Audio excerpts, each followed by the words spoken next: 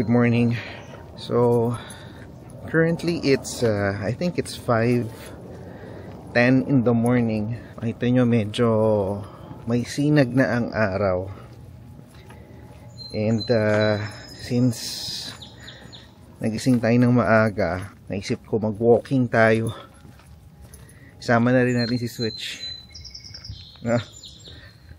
Para hindi na siya kailangan ilabas ni Joyce mamaya. Meron din ba kayong mga ganong klaseng moments? Nagigising ako ng maaga ay kapareho kanina.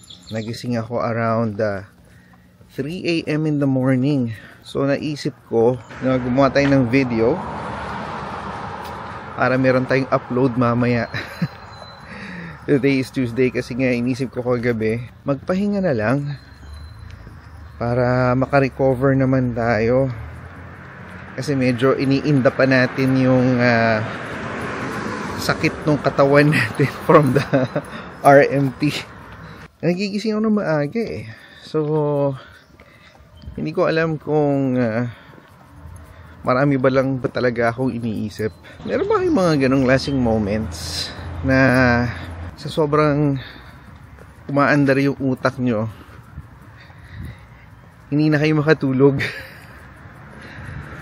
Hindi ko alam kung is it because parang ang dami kong sinusubukang i-plan ahead. Kasi ganyan tayo I mean, ganyan ako personally. Pag meron akong mga alam kong upcoming things na gagawin natin, kapareho nung long anticipated na paglilipat natin, which will happen somewhere around July. Ngayon, iniisip ko pa rin ano yung mga kailangan gawin, ano yung mga dapat nating i-anticipate. So, yung mga ganyang bagay umaandar sa isipan natin. Kaya minsan pagka halimbawa nagising na ako, or naalimpungatan ka, alam mo yung madaling araw, bigla ako gigising, na mag-check mo, anong oras na? Ako, personally, mas umaandar yung mas clear yung mind ko sa pag-iisip early in the morning, kung saan galing ka sa tulog, relax ka. Diyan usually ako nakakapag-isip ng mga mabilisan, nakakapagplano.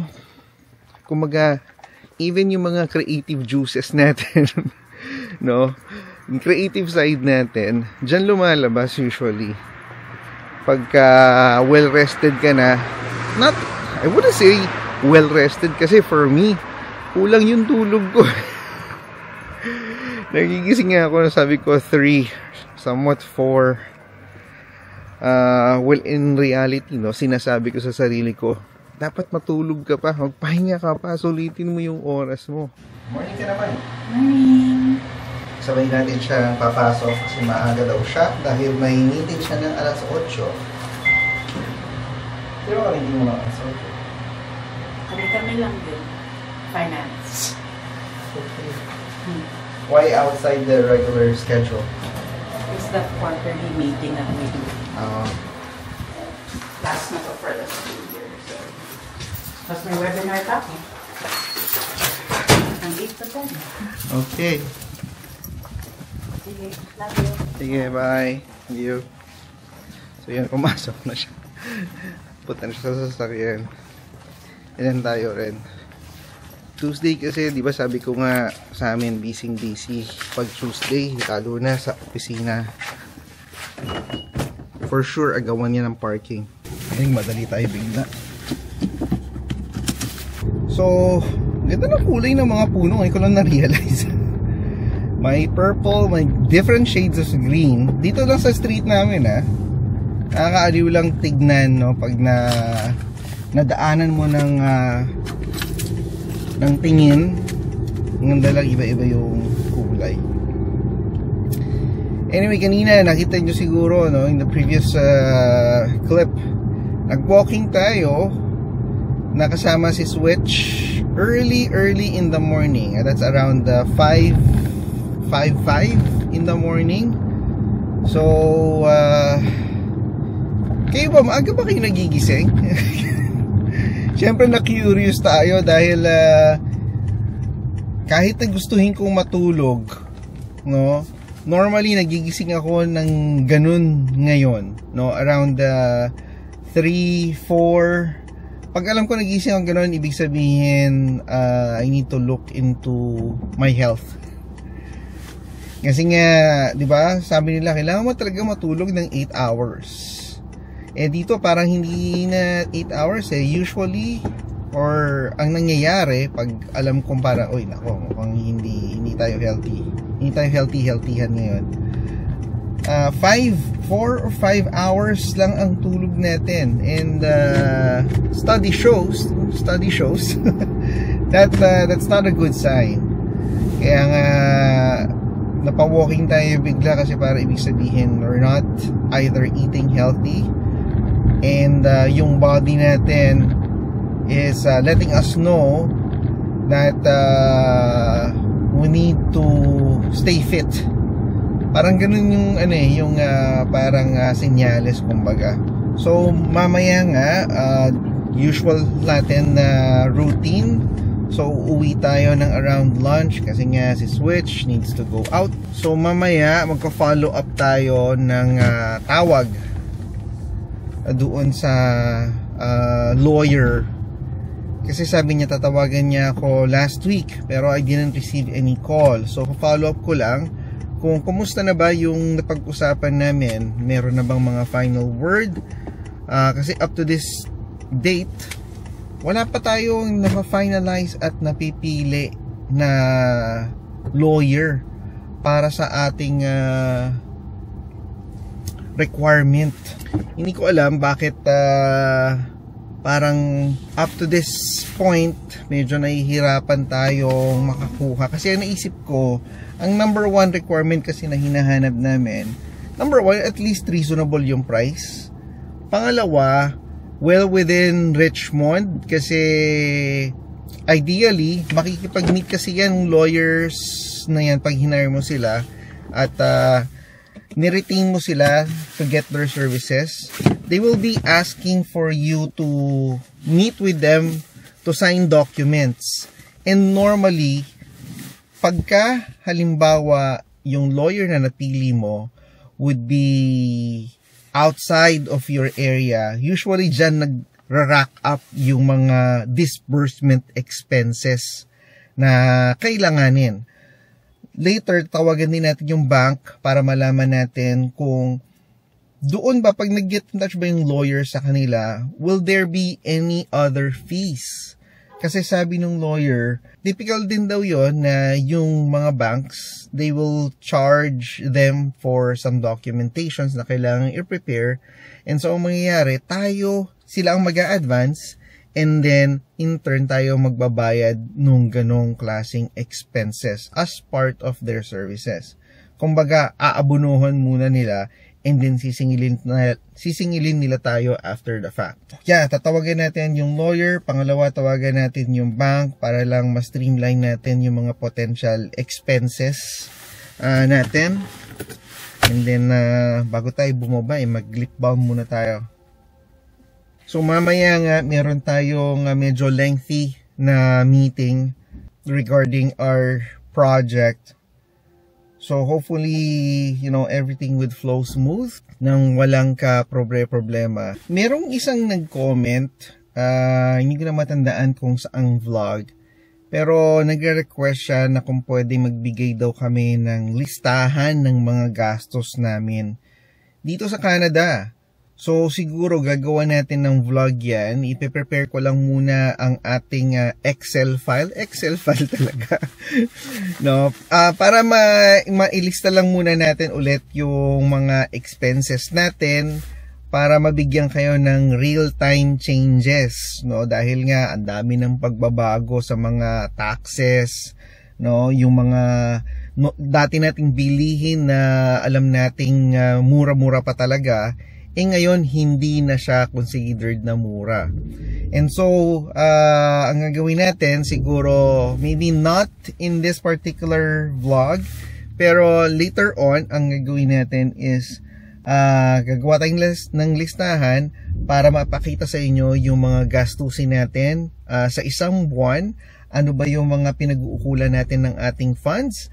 Nang magkaroon kayo ng idea ahead of time, lalo na sa mga potential subscribers natin na parating pa lang ng Canada, na maging insight to sa inyo at makatulong in a way para sa pagbabudget ng mga sarili nyong mga potential future expenses. So gagawin natin yan ng vlog. So antabay lang kayo ng kaunti at bibigyan natin ng impormasyon na sana'y makatulong sa inyo sa inyong mga budgetary requirements for the future. Good morning. Pasok ulit. Wednesday ngayon. Medyo maaga-aga tayo than usual. It's currently 8:40, not 8, but 7:43 in the morning. Meron kasi tayong, nung nabanggit ko dun sa previous vlog, meron tayong tour. Diba? Nagtutour na tayo. So as part ng being a new team member, ng company na pinagatrabuhan natin, matutour tayo sa Richmond at bibisitahin natin yung mga key locations na minamanage nila. So hopefully makapag-vlog tayo ng konti, para makapakita ko naman sa inyo yung mga areas na kung saan dinadaan yung ganong klaseng tour. So siguro kung hindi man ako makapagsalita, pakita ko na lang yung clip, kung saan tayo nagpunta. Ayan tayo sa opisina, and then pupunta nga tayo sa opisina para mag-park lang. Pero in reality, maglalakad pa tayo from our office papunta doon sa isang community center, kasi doon yung parang magiging pick-up point natin. Yung pick-up point. Anyway, kung bago kayo sa aming channel, again, my name is John of Life with the Coronels, and isa kaming pamilya na nanirahan dito sa Richmond, British Columbia in Canada. And ang vlog namin really is all about our lives dito sa Vancouver, para magpakita namin sa inyo as an option, sa mga manonood natin. If you're planning on migrating dito sa Canada, maybe you would want to consider Richmond, British Columbia as your destination. Yon, di ba? Few updates lang, alam niyo naman, kung hindi niyo pa napapanood yung mga previous vlogs natin, we have recently purchased our second home dito sa Vancouver. It's an upgrade, but to some, hindi siya considered upgrade. But for us, it is an upgrade already. Dahil we're moving from a 2-bedroom condo apartment to a 3-bedroom condo apartment. And then from a 1-car garage to a 3-car garage unit. Yon. And dito lang din yan sa Richmond, BC. Doon sa mga kailangan nating gawin, and I've been thinking, talagang pinag-iisipan natin, ano ba yung mga listahan ng mga kailangan nating gawin. And as of now, nakagawa tayo ng kahit papanong outline ng mga pagkasusunod-sunod ng mga aktibidades na kailangan nating gawin sa paglipat natin. So, ang unang-una natin kailangan gawin is, of course, as early as now, the recommendation is mag-book ka na ng movers. Kung gagamit ka ng mga movers. I've seen and I've spoken to some company already, and talagang iba-iba ang kanilang mga charges. Meron dyan nagcha-charge ng $325 an hour. And that includes yung packing, dismantling, packing, and moving. And then pagdating naman doon sa destination or yung bagong lilipatan yung bahay, yun yung unloading, unpacking, at saka reassembly. Kung titignan mo, medyo worth it, lalo na kung halimbawa hindi ka naman talaga handy, no? I think the rate is good that they're offering, pero don't stop there. Pag meron kayo nakausap, mag-canvas pa rin kayo, maghanap pa rin kayo ng mga available companies na naggagawa ng mga ganyang klaseng serbisyo. At dahil nga dyan is nakakuha tayo ng isa pang company na ang charge naman nila is $275 per hour for the same type of service, no? Meron naman dyan mga companies na strictly moving lang ang kanilang ino-offer. So doon sa kanilang offering, mas cheaper siya, lumalabas $99 an hour, pero strictly moving lang ang ginagawa. So up to this point, iniisip pa rin namin ano ba yung mas magiging comfortable. Ang kukunin ba namin is yung strictly moving lang, kasi I would prefer na kami na yung mag-dismantle para ma-prevent natin yung mga potential damage na makukuha ng ating mga gamit pagka halimbawa dinidisassemble, ina-unpack siya, or nirarap siya ng mga mga safety blankets para hindi magasgasan. So all of those things we are trying to consider as of the moment, and hindi pa rin tayo nakakapili ng exact company kasi winiwi pa natin yung mga options natin eh. Anyway, nandito na tayo sa ating destinasyon, and magpa-park na lang muna tayo dito sa pinagpa-parkan ko. Hinahanap ko yung solo, tapos medyo malaki yung space para nasa ganun wala tayong kaproblema pag bumababa. Anyway, nandito na nga tayo, no? And then tuloy na lang natin itong kwentuhan natin sa pagkatapos ng ating tour. City of mine, how I love the city of mine. It never gets me down. City of mine.